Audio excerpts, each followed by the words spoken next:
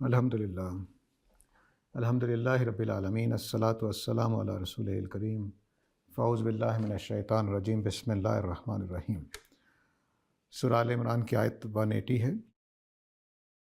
وَلَا يَحْسَبَنَّ الَّذِينَ يَبْخَلُونَ بِمَا آتَاهُمُ اللَّهُ مِنْ فَضْلِهِ هُوَ خَيْرٌ لَهُمْ بَلْ هُوَ شَرٌّ لَهُمْ سَيُطَوَّقُونَ مَا بَخِلُوا بِهِ يَوْمَ الْقِيَامَةِ وَلِلَّهِ مِيرَاثُ السَّمَاوَاتِ وَالْأَرْضِ وَاللَّهُ بِمَا تَعْمَلُونَ خَبِيرٌ۔ وہ لوگ جو بخل سے کام لیتے ہیں اللہ کے دیے ہوئے رزق میں، جو اللہ نے ان کو اپنا فضل دے رکھا ہے، تو وہ یہ خیال نہ کریں کہ یہ ان کے لیے بہتر ہے، بلکہ ان کے لیے برا ہے، کیونکہ اللہ تعالیٰ عنقریب جن چیزوں میں انہوں نے بخل برتا ہوگا ان کو گلے کا طوق بنا کر قیامت والے دن ڈالیں گے۔ آپ لوگوں کو یاد ہوگا کہ سورہ آل عمران میں واقعہ احد کے حوالے سے کچھ باتیں چل رہی تھیں۔ جنگ میں جو کچھ ہوا، جو چوٹ لگی مسلمانوں کو، اس کے اوپر اللہ تعالیٰ نے اپنے قوانین واضح کیے، اپنے مقاصد واضح کیے، حکمتیں واضح کی، اور انہی میں سے ایک آخر میں یہ چیز آئی تھی کہ جو ہم نے پچھلی دفعہ آخری کا مطلب جو پچھلی دفعہ ہم نے سمجھی تھی، وہ یہ تھی کہ جو کفر میں کوشش کرتے ہیں اس میں کامیابی ہو رہی ہے، خواہ وہ قریش مکہ ہوں جو خالد بن ولید وغیرہ اور ابو سفیان وغیرہ اس وقت کر رہے تھے، وہ یا ادھر جو منافقین تھے وہ کفر کے غلبے کے لیے، نبی صلی اللہ علیہ وسلم کو نعوذ باللہ شکست دینے کے لیے یا مسلمانوں میں فتنے پیدا کرنے کے لیے جو کوششیں کر رہے تھے، اس پہ بتایا کہ آپ کو یہ چیزیں غم زدہ نہ کریں۔ اور پھر یہ بتایا تھا کہ وہ لوگ جن کو اللہ تعالیٰ نے مہلت دی ہے 178 آیت میں، وہ یہ خیال نہ کریں کہ یہ مہلت ان کے لیے اچھی ہے۔ مہلت اللہ تعالیٰ ان کو اس لیے دے رہے ہیں کہ وہ اپنے گناہوں میں اور اضافہ کر لیں اور ان کے لیے ایک دردناک عذاب ہو جائے۔ اس کے بعد یہ فرمایا تھا کہ میں نے یہ فیصلہ کیا اللہ تعالیٰ نے کہ مومنین کو ایسے ہی نہیں چھوڑ دینا، بلکہ ان میں سے اچھے اور بروں کو الگ کرنا ہے۔ تو ما کان اللہ لیعذر المومنین علی ما انتم علیہ، تو فرمایا کہ اللہ تعالیٰ جو ہیں وہ مومنین کو ایسے ہی نہیں چھوڑنے والے کہ جس پر وہ ہیں ویسے ہی چھوڑ دیا جائے، حتیٰ کہ یہ بات واضح نہ ہو جائے کہ خبیث طیب سے الگ ہو جائیں، تب تک اللہ تعالیٰ مومنین کو ایسے ہی چھوڑنے والے نہیں ہیں۔ اور اس کے لیے یعنی خبیث اور طیب کا مطلب ہے کہ منافق الگ ہو جائیں، کافر الگ ہو جائیں، مومن الگ ہو جائیں، یہ کام کرنے تک اللہ تعالیٰ نے نہیں چھوڑنا مومنین کو۔ یعنی احد اسی لیے ہوئی، بدر اسی لیے ہوئی، ہجرت اسی لیے ہوئی، سارے کام اس لیے ہو رہے ہیں کہ مومنین کو الگ کر لیا جائے، کافروں کو الگ کر لیا جائے، منافقین الگ ہو، سارے ممتاز ہوئیں۔ تو خبیث میں کافر اور منافق آ جائیں گے، طیب میں مومنین آ جائیں گے۔ تو اللہ تعالیٰ مومنین کو ایسے ہی چھوڑنے والے نہیں ہیں جس حالت میں وہ ہیں، جب تک کہ یہ یہاں تک لے جائیں گے بات اللہ تعالیٰ کہ یہ واضح ہو جائے کہ خبیث کون ہے اور طیب کون ہے، یہ بالکل ممتاز ہو جائے۔ اور اس مقصد کے لیے ایک طریقہ یہ بھی اختیار کیا جا سکتا تھا کہ اللہ تعالیٰ نبی کریم صلی اللہ علیہ وسلم کے دل میں ڈال دیتے کہ دیکھو یہ فلاں منافق ہے، فلاں مومن ہے۔ تو فرمایا وما کان اللہ لیطلعکم علی الغیب، اللہ تعالیٰ یہ طریقہ اختیار نہیں کرتے کہ غیب پر آپ کو اطلاع کر دیں، یعنی یہ طریقہ اللہ تعالیٰ اختیار نہیں کرتے رسول کے زمانے میں لوگوں کو الگ کرنے کے لیے کہ اچھے لوگ الگ ہو جائیں، برے لوگ الگ ہو جائیں۔ یہ طریقہ نہیں اختیار کرتے کہ وہی کر کے بتا دیا جائے کہ یہ مومن ہے، یہ کافر ہے، نہیں، بلکہ کیا کرتے ہیں وَلَكِنَّ اللَّهَ يَجْتَبِي مِن رُسُلِهِ مَن يَشَاءُ، بلکہ اس کام کے لیے اللہ تعالیٰ اپنے رسولوں کو چنتے ہیں، پھر ان کے ذریعے سے یہ کام کرتے ہیں۔ تو گویا جو چکی وہاں چل رہی تھی مدینہ میں اور مکہ میں، وہ اللہ تعالیٰ لگاتے رہتے ہیں۔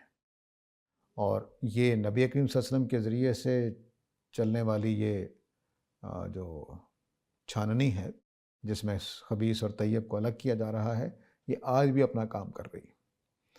نبی دیکھیے اسلام کے خلاف جتنی گفتگویں ہوتی ہیں وہ نبی صلی اللہ علیہ وسلم کے گرد، قرآن کے گرد ہوتی ہیں، تو وہ آج بھی وہی کام ہو رہا ہے۔ یعنی یہ چھلنی لگا دی گئی ہے قیامت تک کے لیے، اور پھر دنیا میں اللہ تعالیٰ اور بھی معاملات کرتے رہتے ہیں۔ یعنی ہم ایمان لے کر آئیں، نماز پڑھیں تو بیماری آ جائے، کوئی رزق تنگ ہو جائے، کچھ ہو جائے، تو وہ بھی آزمائشیں بن جاتی ہیں۔ تو اس طرح سے اللہ تعالیٰ کا طریقہ یہ نہیں ہے کہ وہ اپنے علم کی بنیاد پر، اپنے غیب کے علم کی بنیاد پر یہ فیصلے کریں، یہ اطلاع دیں، بلکہ وہ یہ چکی چلاتے ہیں جس میں آٹا پستا ہے اور آٹا الگ ہو جاتا ہے اور باقی چیزیں الگ ہو جاتی ہیں۔ تو یہ چکی یا چھلنی جو بھی ہے یہ لگاتے ہیں اللہ تعالیٰ رسولوں کے زمانے میں۔ تو رسولوں کو چنتے ہیں اس کام کے لیے کہ چکی یہ چلے اور ہر چیز الگ ہو جائے۔ تو گویا یہ احد کے واقعے میں یہ بھی حکمت پیش نظر ہے کہ خبیث اور طیب کو الگ کرنا پیش نظر، بالکل نمایاں ہو کے سامنے آ گئے۔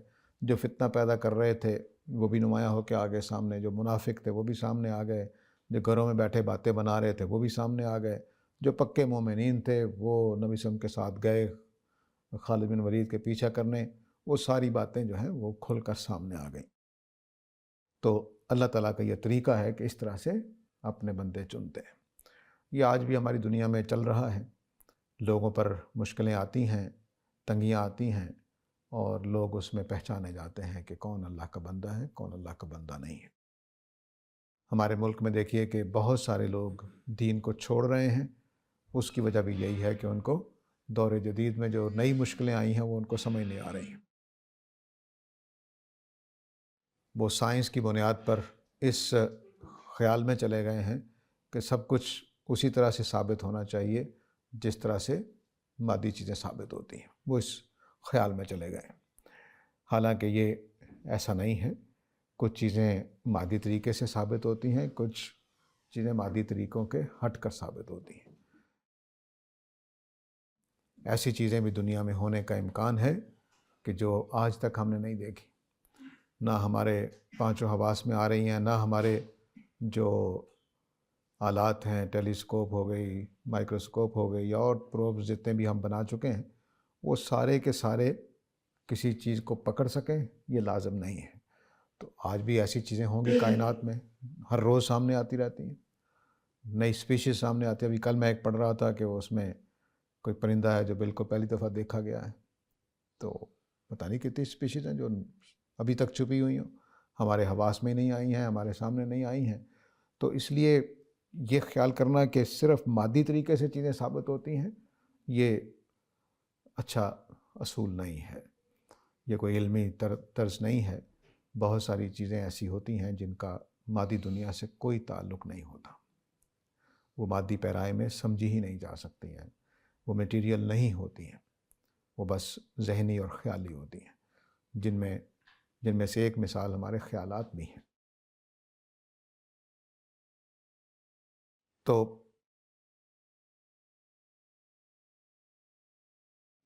یہ الگ بات ہے کہ دور جدید کے لوگ اس کو بھی مادی کہہ دیں گے، لیکن بہرحال تو ما کان اللہ لیذر المؤمنین علی ما انتم علیہ حتی یمیز الخبیث من الطیب۔ تو اللہ تعالیٰ اس لیے یہ مومنین کے ساتھ کرتے رہیں گے احد جیسے واقعات، کیونکہ اللہ تعالیٰ مومنین کو اسی حالت میں نہیں چھوڑنا چاہتے جس حالت میں ہے کہ مکس ہوئے ہیں، پتہ نہیں منافق کون ہے، پتہ نہیں مومن کون ہے۔ بہت نمایاں لوگ تو نظر آ ہی جاتے ہیں، لیکن پھر بھی کچھ ایسے لوگ شامل ہوتے ہیں صفوں میں کہ جن کو پہچاننا ممکن نہیں ہوتا۔ تو فرمایا کہ اللہ تعالیٰ ایسے نہیں چھوڑ دیں گے کہ جس طرح سے وہ مکس پڑے ہوئے ہیں، نہیں، اللہ تعالیٰ چاہتے ہیں کہ بات وہاں تک جائے، احد کے واقعات، احزاب کے واقعات وہاں تک لے جائیں کہ خبیث اور طیب سے الگ ہو جائے۔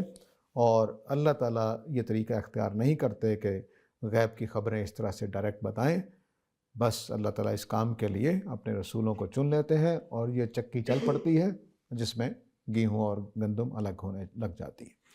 فآمنوا باللہ ورسلہ، تو اے ایمان والو اس چکی کے چلنے کے بعد تم نے کرنا کیا ہے؟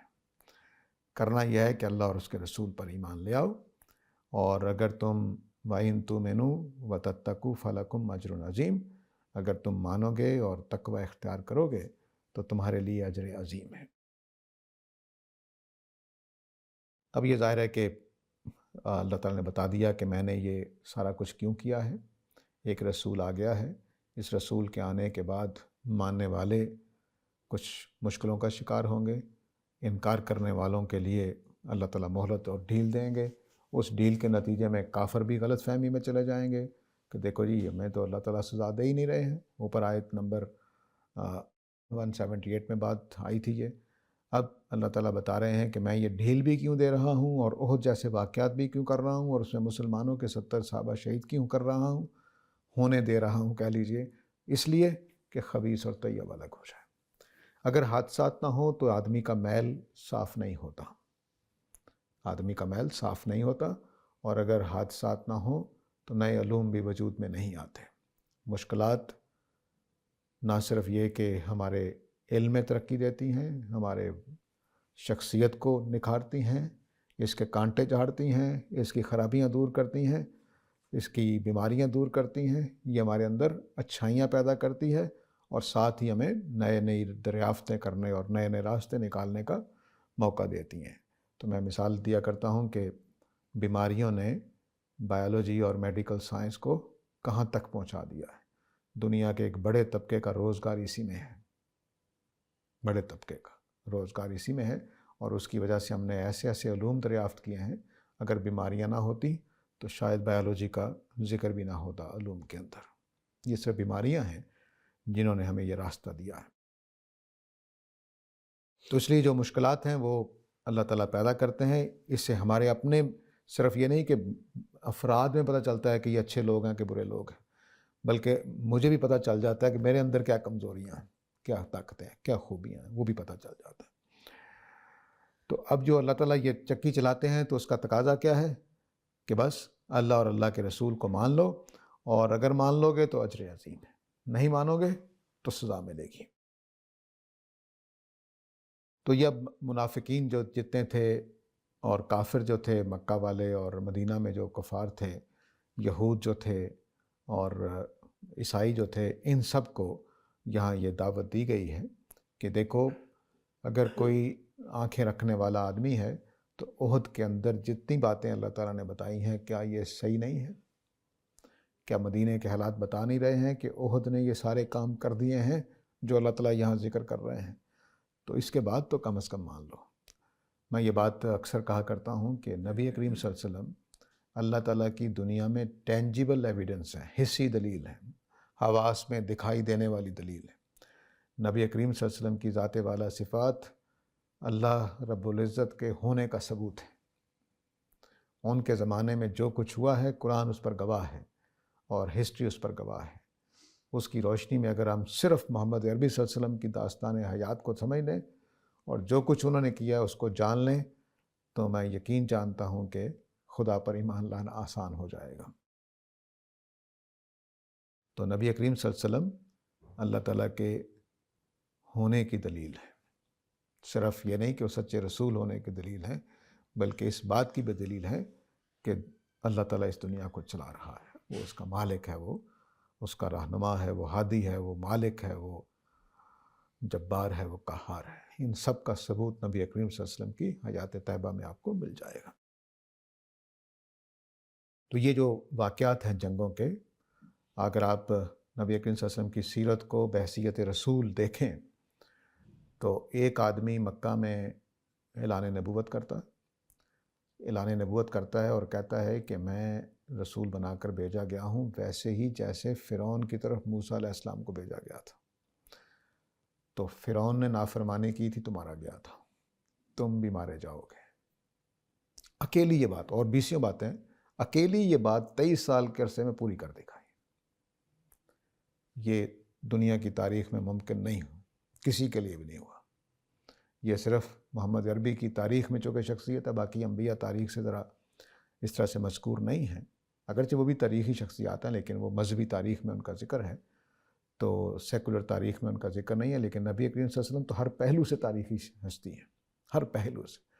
مذہبی تاریخ کے اعتبار سے دیکھ لیں، دنیا کی جو تہذیب بنی ہے اس کے اعتبار سے دیکھ لیں، جدید تہذیب کا مرکز محمد صلی اللہ علیہ وسلم جا کر بنتے ہیں کہ وہاں سے آغاز ہوا ہے. تو اس اعتبار سے نبی کریم صلی اللہ علیہ وسلم کی ذات والا صفات، آپ کی حیات طیبہ، آپ کی پوری سیرت اس بات کا ثبوت ہے کہ صرف 23 سال کے عرصے میں، اگر آپ منٹگومری وارڈ وغیرہ کو پڑھیں تو وہ کوشش کر رہے ہیں کہ کوئی سوشو پولیٹیکل فیکٹرز دریافت کر سکیں کہ نبی صلی اللہ علیہ وسلم کا انقلاب کیسے آیا ہے. وہ نہیں ڈھونڈ سکے کہ کوئی ایسے سماجی مسئلے مل جائیں، کوئی معاشی مسئلے مل جائیں، کوئی سیاسی مسئلے مل جائیں کہ نبی صلی اللہ علیہ وسلم ایک نجات دہندہ کے طور پر سامنے آئے اور پتہ چلے جی کہ ساری لوگ ان کے پیچھے چل پڑیں. ایسا کچھ نہیں، ایک چیز نہیں دکھا سکے. چنانچہ آپ کا اس طرح سے 23 سال کے عرصے میں، یعنی اگر آپ فرانس، انقلاب فرانس دیکھیں، رنائسنس جس کو کہا جاتا ہے، اور دنیا میں جو انقلاب فرانس سیاسی تھا، غلاموں نے آزادی حاصل کی تھی، یعنی مڈل کلاس نے، وغیرہ وغیرہ، وہ سارا کچھ ہے. اس کے پیچھے کوئی 200 سال کی تاریخ ہے جس میں کچھ مفکرین پیدا ہوئے، کچھ یہ پیدا ہوا، کچھ وہ. لیکن نبی کریم صلی اللہ علیہ وسلم کے زمانے میں یہ ایک بدوؤں میں اٹھا، انقلاب برپا کر دی. کوئی سیاسی بات نہیں، قرآن خالی ہے سیاسی باتوں سے. ایک جملہ بتا دیجئے کہ تمہیں رزق ملے گا، میری بات مان لو گے. ایک جملہ بتا دیں کہ بھئی اس کے بعد یہ ہو جائے گا، فراوانی ہو جائے گی. جنت کا ذکر ہے، جنت کا، بس مسلسل جنت کا ذکر ہے. یہ کوئی ذکر نہیں ہے کہ آپ اس بات کے پیچھے پڑیں کہ بھئی جیسے ہی نبی صلی اللہ علیہ وسلم کو مانو گے تو یہ ہو جائے گا اور وہ ہو جائے گا اور امن قائم ہو جائے گا اور وہ ہو جائے گا. کچھ نہیں. پتہ تو ایک پتہ تو صحابہ کو ملے گی نا. اس کے نتیجے میں کیا ملنا ہے، ذکر ہے. جیسے ہمارے سیاستدان کرتے ہیں، ہمارے انقلابی لوگ کرتے ہیں کہ یہ کر لیں گے تو یہ ہو جائے گا، یہ کر لیں گے تو یہ ہو جائے گا. ایسا کچھ نہیں. تو بالکل اور طرح کی آواز، ڈیفرنٹ آواز، پوری دنیا کے لیڈروں سے ڈیفرنٹ آواز، جو دنیا کی ترقی، دنیا کی کامیابی کے مقابلے میں آخرت کی کامیابی کا ذکر زیادہ کرتی ہیں. اور یہ جو چیز ہے، یہ ظاہر ہے کہ اس بات کا سب سے بڑا ثبوت بنتی ہے کہ کوئی سوشو پولیٹیکل یا اکنامیکل ایشو نہیں تھا جس کو نبی صلی اللہ علیہ وسلم نے اٹھایا. تو یہ اس اعتبار سے وہ صاف لگتا ہے کہ اللہ تعالیٰ کی اس میں مداخلت تھی. اللہ تعالیٰ نے آپ کو اٹھایا اور اکیلا شخص پورا عرب مخالف ہو گیا. یعنی اگر آپ ہجرت مدینہ تک دیکھیں تو 100، 150، 250 لوگ ہوں گے ٹوٹل جو آپ پر ایمان لائے ہوئے ہیں. باقی سارا عرب مخالف. طائف میں جو کچھ آپ کے ساتھ کیا گیا اس کو آپ کے سامنے، پتھر تک مارے گئے، آپ کو لہو لہان ہو کے واپس آئے. تو یہ سب کچھ ہو رہا تھا، کوئی ساتھ دینے والا نہیں ہے. 13 سال، ٹھیک ہے، اور بس وہ 250 لوگوں سے انقلاب آ گیا. کوئی پیچھے حرکت نہیں ہے. اگر آپ دیکھیں کہ حضرت بلال کو جب سزا دی جاتی تھی، اللہ تعالیٰ معاف کرے، سزا نہیں کہنا چاہیے، اذیت دی جاتی تھی، تو کیا ہو رہا تھا؟ نبی ہم کیا کہہ رہے تھے ان کو جا کے؟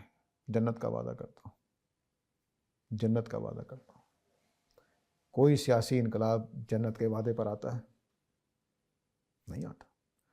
تو یہ اس بات کا ثبوت ہے کہ یہ ایک نادر واقعہ ہے دنیا میں جو خود خدا نے، قرآن میں کہتا ہے کہ میں نے خود کروایا ہے، یہ میری مداخلت سے ہوا ہے.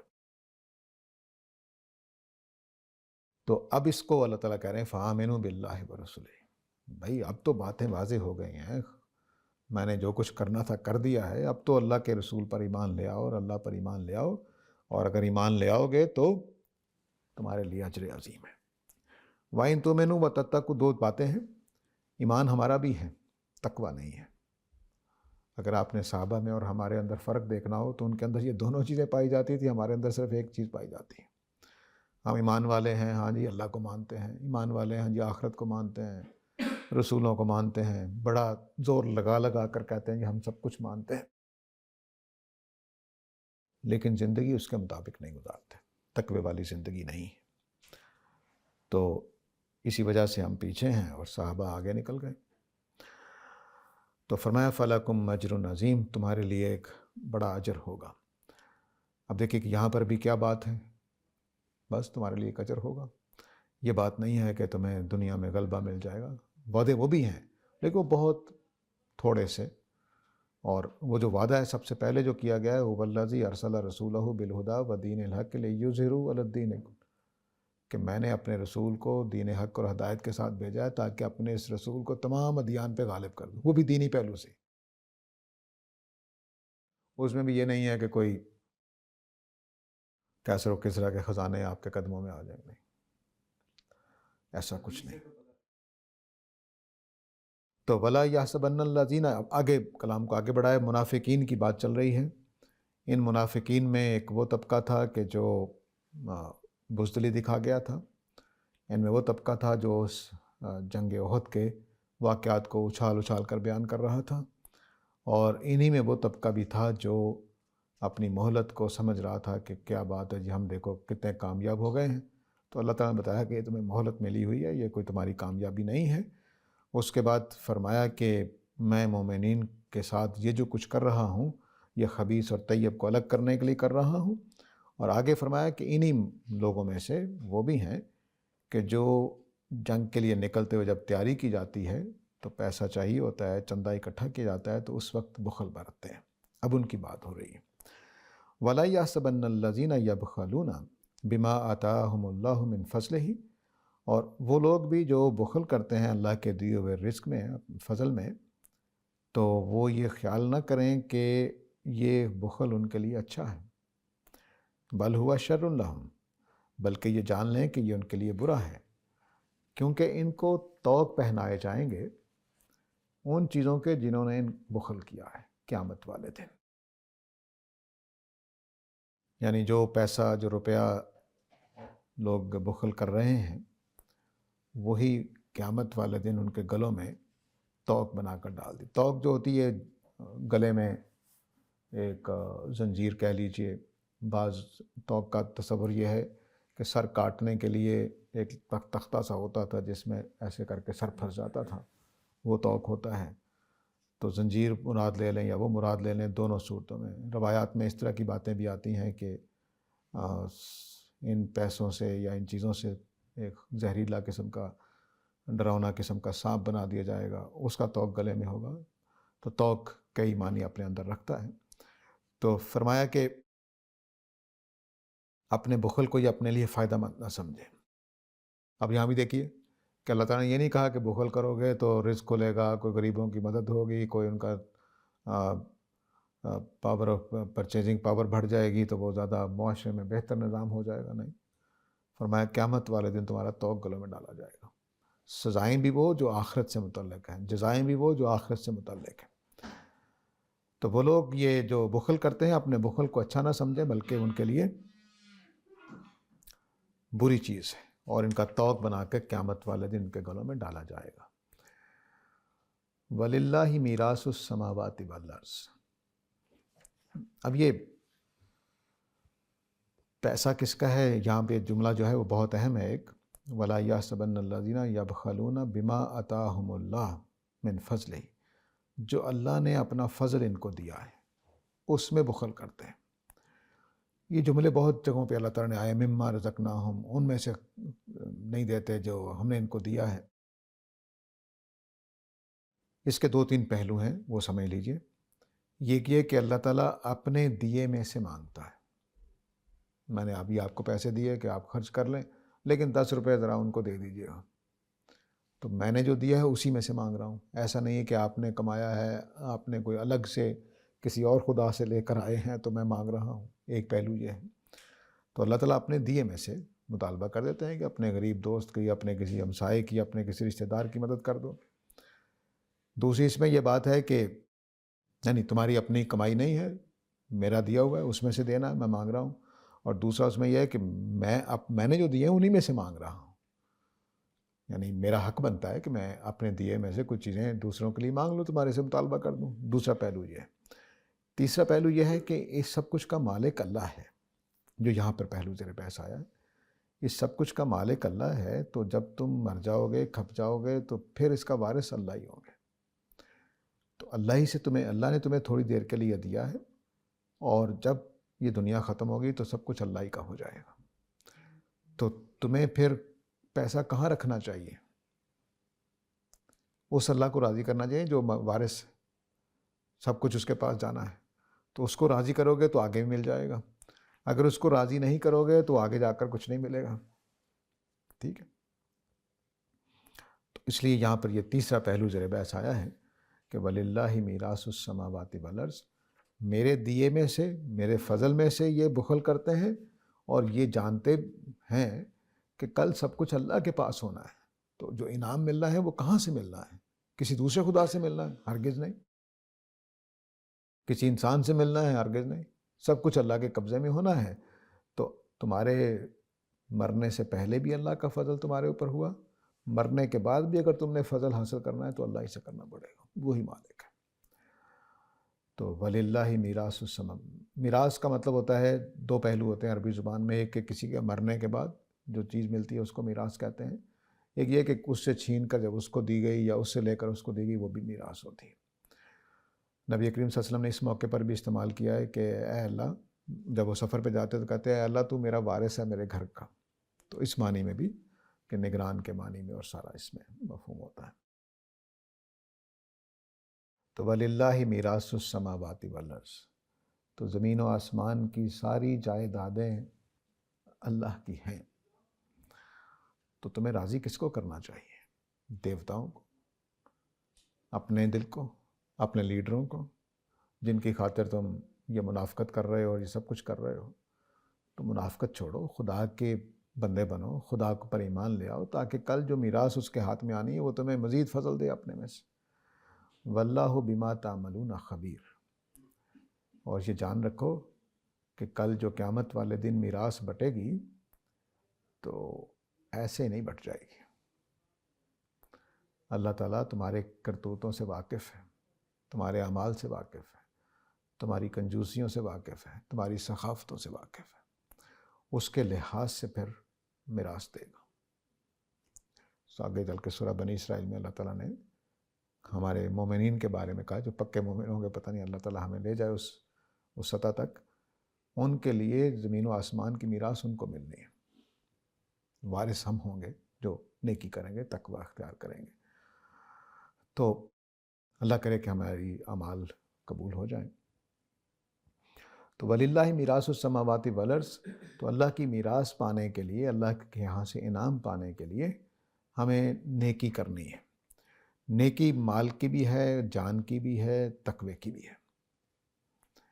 جان کی نیکی سے آپ واقف ہیں، جہاد کرنا پڑتا ہے، بعض اوقات مشقت اٹھانی پڑتی ہے، لمبے لمبے سفر کرنے پڑ سکتے ہیں، ہجرتیں کرنی پڑ سکتی ہیں. یہ جان کی مشقت ہے. روزے رکھتے ہیں، جان کی مشقت ہے. صبح صبح اٹھ کے وضو کرتے ہیں ٹھنڈے پانی سے یا گرم پانی سے، نیند توڑ کے اٹھتے ہیں. یہ ساری جان کی قربانیاں ہیں. مال کی قربانی دینی پڑتی ہے، صدقہ، خیرات، زکوٰۃ، اس طرح کی چیزیں. اور تقوی کی بھی قربانی ہے. بعض چیزیں تقوی کی وجہ سے ہی جسمانی اور مالی مشقتیں آتی ہیں، لیکن تقوی خود ایک مشقت ہے. ہر وقت اس حالت میں رہنا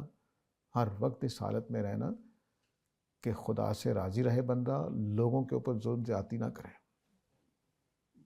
بہت مشکل کام. جو کر گیا کیا بات ہے. تو ایمان اور تقوی یہ مطلوب ہے کہ آپ مجھے گالی دیں، میں آپ کو گالی نہ دوں. بھوک لگی ہو، میں چوری نہ کروں. گھر میں پیسے کی ضرورت ہے، میں رشوت نہ لوں. یہ تقوی ہے. اس میں جو بچنا ہے نا چیزوں سے، اس میں اب جان بھی تکلیف ہو رہی ہوتی ہے، دماغ کو بھی ہو رہی ہوتی ہے، پتہ نہیں کیا کچھ ہو رہا ہوتا ہے. تو یہ تقوی جو ہے یہ ہمیں اختیار کرنا ہے. تو پھر ہم اللہ کی اس میراث کے حقدار بن جائیں گے. تو اللہ تعالیٰ جانتے ہیں جو کچھ تم کرتے ہو، نیکی کرتے ہو، بدی کرتے ہو، ایمان لاتے ہو، تقوی اختیار کرتے ہو کہ نہیں کرتے ہو، سخاوت کرتے ہو، اللہ کی میدان جنگ میں اترنے کے لیے اپنے رسول کے ساتھ تعاون کرتے ہو کہ نہیں کرتے، سب کچھ جانتے ہیں. اللہ تعالیٰ کا جاننا جو ہے یہ بہت ہی اہمیت رکھتا ہے اور اس کی بہت وسعت ہے. میرا آپ کا جاننا، مثال کے طور پر ابھی ہم نے نماز پڑھی ہے مغرب کی، تو عین ممکن ہے کہ ہم ایک دوسرے کو نمازی سمجھ رہے ہوں، لیکن اس میں کوئی ہم جیسا ریاکار بھی ہو جو اس لیے نماز پڑھ رہا ہو کہ لوگ مجھے نمازی سمجھیں. ہمارا علم تو اتنا ہی ہے کہ ہم نے اس کو نماز پڑھتے دیکھا ہے، ہم سمجھتے ہیں وہ نمازی ہیں، لیکن اللہ تعالیٰ یہ جانتے ہوتے ہیں کہ یہ کس حالت میں نماز پڑھ رہا ہے. اس کے اندر کھڑے ہونے کی جان نہیں ہے اور کھڑا ہوا ہے. اس کو جان کا ڈر ہے لیکن بے پرواہ ہو کر خدا کے حضور کھڑا ہوا ہے. ہمارے ایک دوست تھے، یاد آ گیا ان بہت ہی کمزور تھے، ان کی بڑی آنت کاٹ دی گئی تھی اور بس وہ ان کو کچھ چیزیں ہی ہضم ہوتی تھیں، ہر کھانا نہیں کھا سکتے تھے، دہی اور بسکٹ وغیرہ ان کی خوراک تھی، تو اس وجہ سے کمزور بہت تھے۔ ان کے جو مجھ سے وہ بڑے تھے، میں ان کو اپنی شاعری وغیرہ چیک کراتا تھا، میرے اساتذہ میں آئیں گے، لیکن ان کے دوست ان کو کہتے تھے یہ تو اتنا کمزور ہے کہ دروازے کی چیت، پنجابی کا لفظ ہے، درز میں سے بھی نکل جائیں گے۔ تو ہم ان کے جو دوست تھے وہ اور میں ان کے شاگردوں میں سے یا ان کے دوستوں میں سے بعض کا دوست، کامن فرینڈس کہہ لیجیے، تو مہینے میں ایک ناشتہ کرتے تھے مل کر سارے، کبھی کسی کے گھر کبھی کسی کے گھر۔ تو میں چونکہ سب سے چھوٹا تھا، جونیئر تھا، تو ایک ہی گاڑی میں ایک دوست کی باری لگ جاتی تھی، وہ سارے اکٹھے کرتے تھے، اور تو جب ان کے گھر پہنچے جو کمزور ہمارے استاد نما دوست تھے، تو انہوں نے مجھے ہی بھیجا گاڑی سے اتار کے کہ پوچھ کے آؤ۔ میں نے دروازہ کھٹکھٹایا، گھر سے آواز آئی کہ وہ تو مسجد سے واپس نہیں آئے۔ صبح ناشتے کا ٹائم ہے، سورج طلوع ہو چکا ہے، میرا 7 بجے کا ٹائم ہوگا، تو وہ فجر کے گئے ہوئے 7 بجے تک مسجد سے گھر نہیں آئے۔ میں چلا گیا، مسجد قریبی پوچھی کہاں ہے، تو پتہ چلا وہاں پہ ہم، تو مسجد میں قیام میں کھڑے تھے۔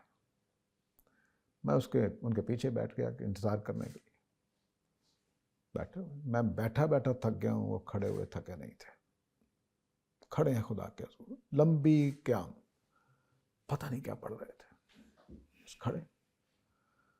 باہر سے مجھے آوازیں آ رہی ہیں، وہ دیکھنے آ رہے ہیں باقی دوست کہ ہوا کیا مسجد میں لینے گیا تھا باہر ہی نہیں آ رہا۔ وہ کسی کی آواز کی وجہ سے ان کو جب پتہ چلا کہ وہ باہر میرا لینے کوئی آئے ہیں، ان کی آواز پہچان لی انہوں نے، تو انہوں نے نماز مختصر کی۔ تو جس آدمی میں کھڑے ہونے کی طاقت نہیں ہے وہ کھڑا تھا میرا حل گھنٹہ۔